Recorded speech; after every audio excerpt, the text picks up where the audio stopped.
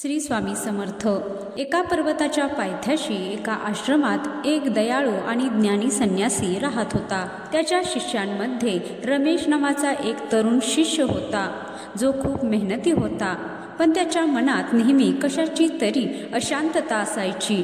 एक दिवस रमेशने संन्याशाला विचारले, गुरुजी, मी इतका अभ्यास करतो, ध्यान करतो, तरीही माझ्या मनात स्थिरता का येत नाही?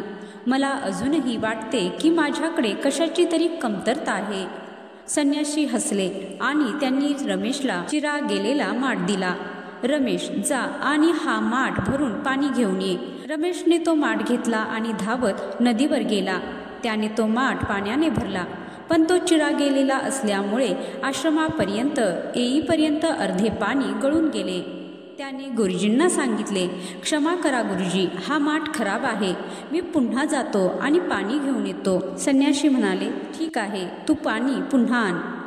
रमेश पुन्हा गेला। त्याने पुन्हा माठ भरला, पण यावेळीही तेच झाले, अर्धे पाणी सांडले। हे त्याने 5-6 वेळा केले आणि प्रत्येक वेळी माठ अर्धा रिकामाच राहत होता। रमेश पूर्णपणे निराश झाला। तो संन्याशासमोर उभा राहिला आणि म्हणाला, गुरुजी, मी कितीही प्रयत्न केले तरी हा माठ पूर्ण भरलेला आणू शकत नाही। माझा प्रयत्न व्यर्थ जात आहे। संन्याशाने त्याला जवळ बोलवले आणि सांगितले, रमेश, तू फक्त माठाकडे लक्ष दे। जेव्हा तू पहिल्यांदा पाणी आणलेस तेव्हा माठ कसा होता? तो खूप घाणेरडा आणि चिखलाने माखलेला होता। रमेशने उत्तर दिले।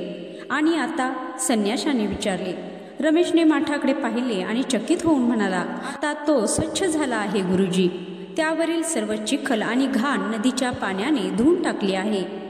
संन्याशाने हसून त्याला सांगितले, रमेश, हेच तुझ्या जीवनातील सत्य आहे।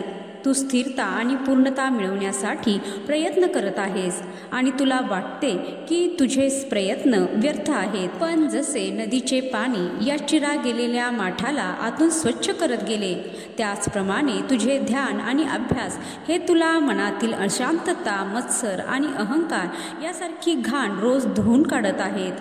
तू फळ किती मिळते हे पाहण्याऐवजी प्रक्रिया किती महत्त्वाची आहे ते बघ। माठ कधीही पूर्ण भरणार नाही, पण तो आतून स्वच्छ होत राहील।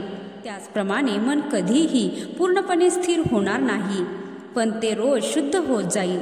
या शुद्धीकरणातून तुला खरा आनंद आणि शांती मिळेल। तर मंडळी, या कथेचा बोध हाच की प्रयत्न करत राहणे हेच सर्वात मोठे यश आहे।